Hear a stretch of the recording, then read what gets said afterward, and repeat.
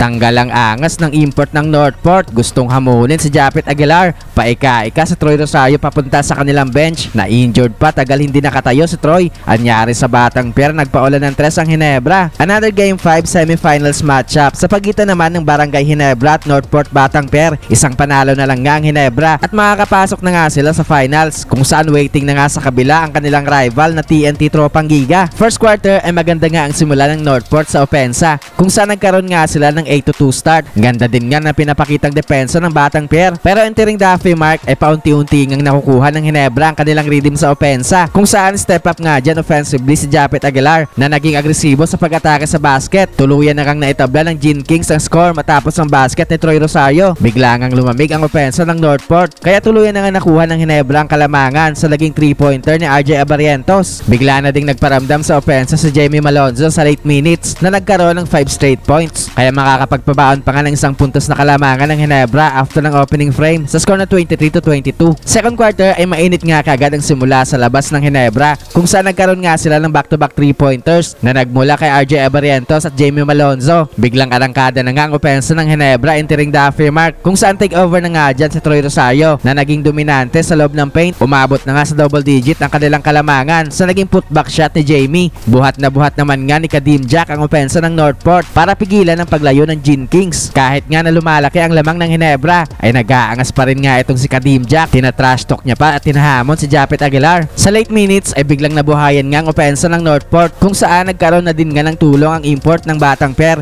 Bigla ngang nagparamdam si Joshua Monzon offensively, pero lagi nga may counter ang Ginebra sa mga small runs ng Batang Pier. Kaya lamang pa rin nga ng 9 points ang Ginebra going to the halftime break sa score na 62-53. Third quarter ay hindi magandang balita sa Ginebra, kung saan na-twist nga kagad ni Troy Rosario ang kanyang ankle matapos niyang maapakan ang paa ni Arvin Tolentino. Paika-ika nga habang papunta sa bench ng Ginebra si Troy. Tagal ngang inindayan ng Ginebra forward at mukhang hindi na nga ito makakabalik pa sa laro. Pero despite sa injury ni Troy ay patuloy nga ang paglaki ng lamang ng Ginebra, kung saan take over na nga dyan si Scottie Thompson na panay ang atake sa basket. Umabot na nga sa mahigit 20 points ang kalamangan ng Ginebra. Halos lahat nga ng kanilang 5 players sa loob ng court ay mayroong ambag offensively. Nagpapaulan na nga ng 3-pointer ang Ginebra sa pangunguna ni Jamie Malonzo. Tanggal na nga itong angas ni Kadim Jack. Binutatapan ni Scottie Thompson sa kanyang short corner jumper. Natapos ang third quarter na lamang ng 21 points ang Ginebra sa score na 97-76. Fourth quarter ay in control pa rin nga sa laro ang Ginebra.